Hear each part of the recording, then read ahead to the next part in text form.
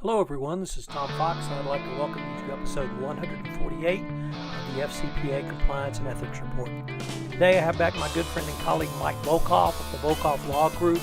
I visit with Mike about his recent series on internal control violations under the FCPA, focusing on potential criminal prosecutions for such violations. The episode comes in at just over 25 minutes. I hope you enjoy it. Thank you for listening. Hello everybody, this is Tom Fox and welcome to this episode of the FCPA Compliance and Ethics Report. Today I'm extraordinarily pleased to have back my good friend and colleague Mike Volkov of the Volkov Law Group. And Mike, it looks like you're in San Diego today, so welcome. Well, thanks, Tom. Somebody's got to suffer out here, and it's about 70 degrees and sunny, so I appreciate it. Nice to spend some time with you. Mike, you recently wrote a very interesting series of blog posts on internal controls. Kind of started from where I had left off and went in some different directions. I wanted to see if we might be able to visit about some of your observations and conclusions you may have drawn from your research and your week of writing blog posts about internal controls and FCPA enforcement. Well, I think, and I know that we always try to come up with yearly themes and things like that, but I do think that this is the year of internal controls enforcement. And sort of building off what your posts were about in terms of the strict liability in the civil case, my concern is, as a former prosecutor, I see criminal liability ahead for internal controls. Now, I want to make a quick distinction. There are a lot of cases where we have bribery evidence and we have internal controls violations or books and records violations. And my point is, can the Justice Department or will the Justice Department start to prosecute people where there's insufficient evidence of bribery, but there's evidence of internal controls violations? So, this is a unique situation, a unique factual situation, but what I'm seeing and hearing and, in terms of dealing with the Justice Department is they go through these cases, Tom, and they get to this point and they don't have enough evidence of bribery. And then rather than walk away from the case and shut down the case, the staff will spend time to build an internal controls case. And what I'm concerned about is not just a civil prosecution, because that's already been done, and we can talk about the cases in that. But what I'm concerned about is a criminal case where there's insufficient evidence of bribery. And I think the Justice Department is heading in that direction. And I've seen them taking more time to write about internal controls. So that's my worry, is a criminal case, insufficient evidence of bribery, but yet sufficient evidence, because it's easy, and to be honest with you, I might have been able to get a conviction in these days, of a circumvention of an internal control. And that's what I'm worried about. As you suggested, I took a look really from the civil side, and what I concluded was that from the civil perspective, there can be strict liability for a contravention or insufficient internal controls with no evidence of bribery. But on the criminal side, things are a little bit different. Perhaps you could explain what's required on the criminal side for an FCPA violation for both companies and individuals. Okay, companies and individuals, let's talk first about companies. For a company, what has to be shown is a knowing violation of internal controls and internal control, a specific internal, just one, or failure to devise a system of internal controls. So if you're the head, let's say you're the CFO, and it's your job to come up with the internal controls, and you say, today in this company, I'm going to decide never to do internal controls, okay? Or or you put in a really weak skeletal system. You could be held accountable, the company could be criminally, for failure to devise a system. That's a much harder case. That's not the one that I'm really worried about. The one that I'm worried about from the company perspective and individuals is a circumvention of an internal control. So you have an internal control, you have procedures, an individual circumvents it, doesn't follow it, okay? What you have to show for a criminal violation is a willful and knowing violation. And to me, look, almost every, and you probably know this from your Halliburton days, Tom, but everybody is apprised in the business sense of the internal controls because they're told what the procedures are. Here's the way you do this. Here's the way you do that. They sign certifications that they know what the internal controls are. So to get that individual prosecuted, you have to show a willful and knowing violation or circumvention of the internal control. For the company, and this is a big deal supposedly, but I don't see it as a big distinction, all you have to show is a knowing violation, not a willful violation. And in practice, I think it's all the same. The fact is that to be exposed to a 20-year offense, 20-year criminal offense, right, penalty, for failing to, let's say you had sole source justification paperwork you had to put in before you can hire a vendor. And if you, particular vendor, you're not going through a bidding process, and you fail to fill that paperwork out, it's now a criminal violation. You just committed a criminal violation if you contract with that vendor without following the sole source justification control that you have in your company. That, to me, without bribery, without everything else, seems to me to be standing the FCPA up on its head. It's a bizarre sort of set of priorities in that situation. Let me back up 1 second. I also think, Tom, you're pointing out the strict liability in the civil sense. I don't think that was the intent of everybody in 1977 to create strict liability, but I think in practice it's become that. And, I'm kind of curious as to what, companies think about that in response to, look, I'm civilly liable. And by the way, if you can impute one person's conduct to my company and somebody doesn't follow these controls, now I can be held criminally liable, okay, with just showing a knowing violation. I think we're getting to a really slippery slope in terms of internal controls. That's all. I just think and DOJ, I think the FCPA prosecutors are starting to understand the power that they have, actually. I really came to some of the conclusions I drew looking at the enforcement actions over 2014 from the SEC regarding internal controls. But what kind of leads you to coming up with this conclusion on the criminal or DOJ side? Any tea leaf reading or cases or speeches or? Well, I think to me, the most significant case of last year was Biorad. And Biorad, to me, everybody should study that case and read the facts in that case. Here's what happens. Biorad, by the Justice Department, is given a non-prosecution agreement. They pay $15 million, right? And the facts are only about Russia, which are attached to the non-prosecution agreement. Well, the facts, when you read them, there's no direct evidence of bribery. And the reason I know why, when the Justice Department can't get it, it's because either they can't get a confession out of somebody, they can't get access to the officer or person or manager who knew about it. The person could take the fifth or whatever, okay? And they just can't get the confession that they usually get. Bribery is hard to prove, okay? You usually have to have somebody admit it. I gave them this, gave them that, and I got this in exchange. But what they do in the Biorad facts, and when you lay it all out, is they look at every internal control that was in place with regard to retaining third parties. They looked at putting in a compliance program. Even the Russia subsidiary did not fought putting in revised internal controls.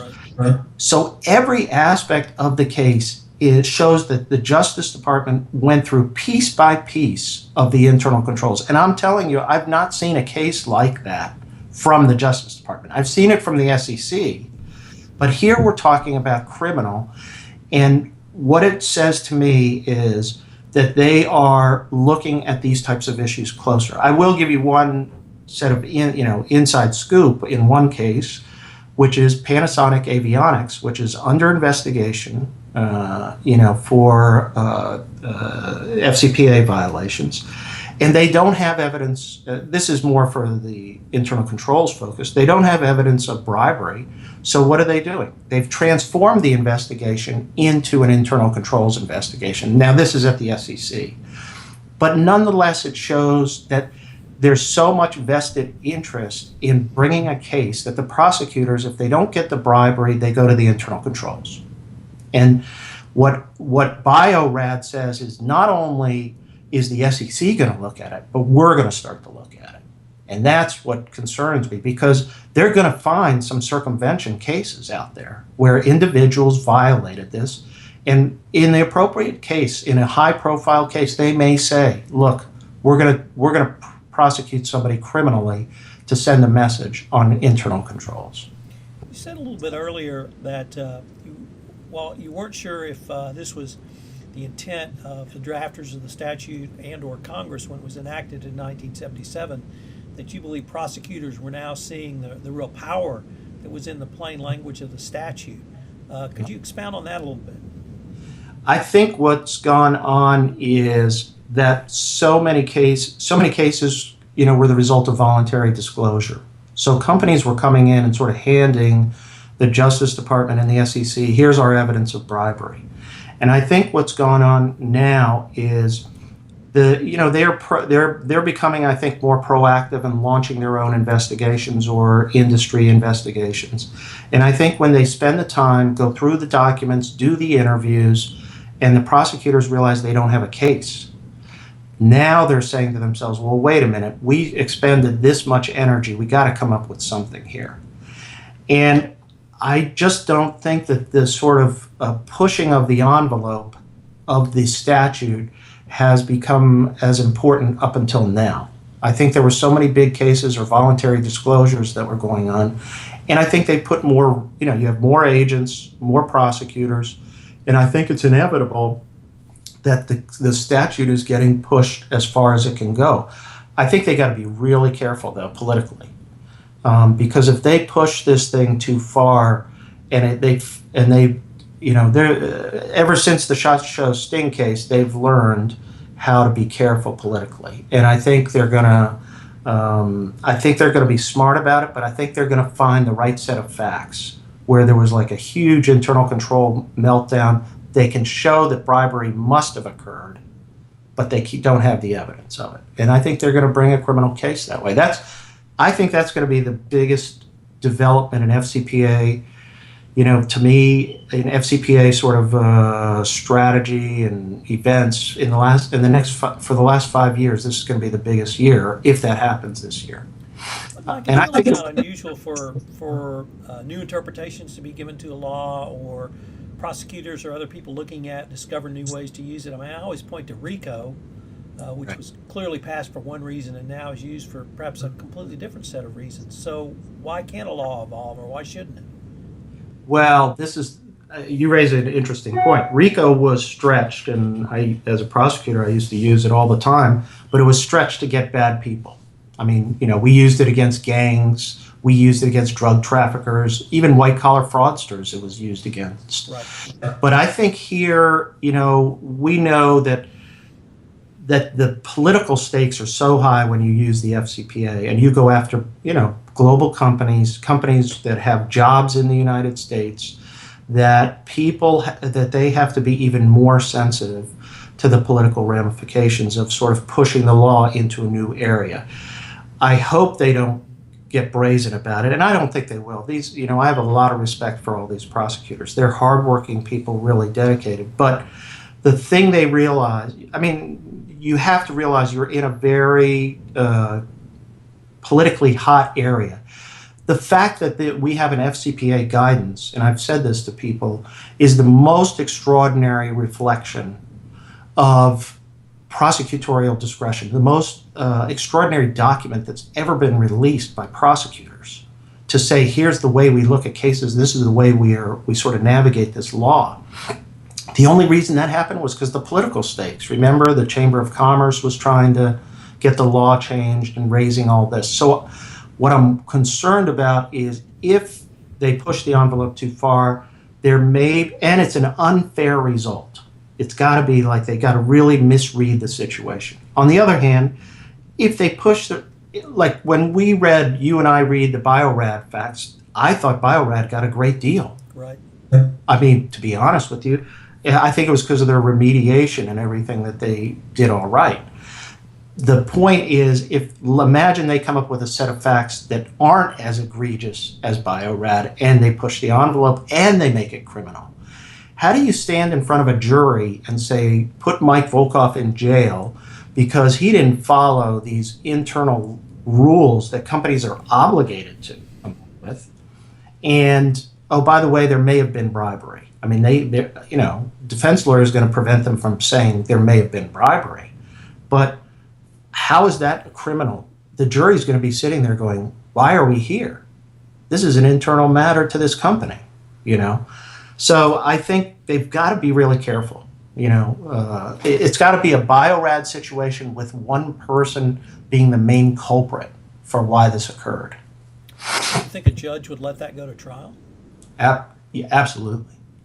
Absolutely. Well, I think the judge will let it go to trial as long as they can show some sort of bad result, bad action. I mean, they can't bring a technical case. Mike failed to put in his travel reports, a reimbursement request and should go to jail.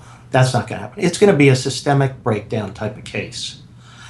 And, to be honest with you, in our work, Tom, we both see companies where internal controls need some, refreshing, and they need some, companies are not as disciplined as they should be with regard to the internal controls. Let me pick up sort of on that last point because it dovetails into what you concluded your series with, which was your sort of prognostication of where things might be going and what companies' responses might be. And if I can summarize it, one of the points was somewhat along the lines of, if I as a company create an internal system of controls, which is company rules and regulations, procedures, whatever you may want to call it, and then an employee violates that is now bootstrapped into a violation of federal law. So why as a company would I create that sort of liability either for my company or my employees? Did I misinterpret that? No, you hit the nail right on the head. And actually, I think you have to start with what your series was focused on. In your series, you talked about the new COSO framework, the 2013 COSO framework, with the 17 principles. And we have now a new set of standards that every public company has to satisfy. And I think, so what I sort of built off your series and then went to this point, which is, even if we're going to have civil and possibly criminal liability for violations of internal controls, you're creating counter incentives. The incentive on the one hand is we got to meet the COSO framework. We've got to make sure our controls are robust. We've got to make sure they're reasonable given our risk, matrix and everything. And then we're going to say internally, if you violate these, by the way, not only do you get in disciplinary problems in our company, but the feds are sitting right outside our door ready to conduct an investigation and possibly prosecute you individually, civilly or criminally.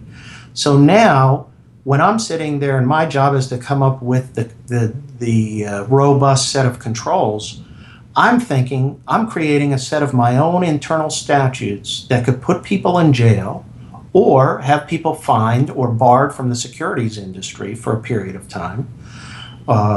And do I really need as many controls that I would ideally put in this situation? It creates a situation where I may hold back on a particular refinement to a control for fear that somebody will violate it, and then the company may be liable, and then the individual may be liable. So it creates a very bizarre set of incentives. And I think the point that I found very helpful in your work and everything is this new COSO framework by itself raises huge risks, which you talked about. Imagine an SEC inquiry now to a company, a letter. Tell us about your internal controls. I mean, you know what? That's like tell us about what laws you're violating. And but it really raises a lot of complications. Now I have 17 principles that I have to map out and defend. And I think that raises a lot of difficult issues civilly, criminally, but more from a governance standpoint. How does a company sort of navigate these new set of risks that are coming out? Right. The other thing you talked about was the Oracle decision, and I think that was a 2010 SEC enforcement action, FCPA enforcement action, and you talked about some of the underlying facts and how they got to that enforcement action, and really used it as a jumping off point to talk about the lack of finding of a bribery violation, yet finding an internal controls violation, and what's the right analysis to put with that. So can maybe you talk about that a little bit? Yeah, the Oracle case is probably, in terms of this line of thinking, is probably the most important case that, BioRad, I think, is an evidence of DOJ following that philosophy. But this philosophy goes back years ago.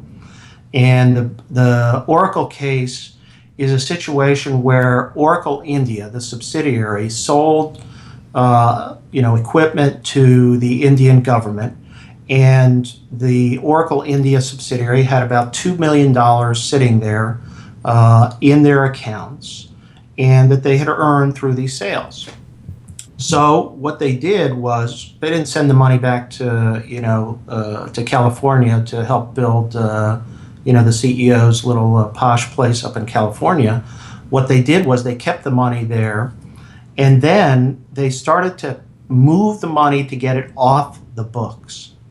And they moved the money to vendors, third parties, distributors, storefronts, sort of shady, quote unquote, shady characters. Okay. But they were using it, they were putting the money, the Oracle India people were putting the money in places where they could take it off the books. And they didn't have to report it up the line, and it wasn't going to be consolidated into the Oracle books. And I still don't know the origins of how they got there, or the backstory of how it got to that. But in the end, the SEC fined them, or settled to a fine of about $2 million, I believe. Right.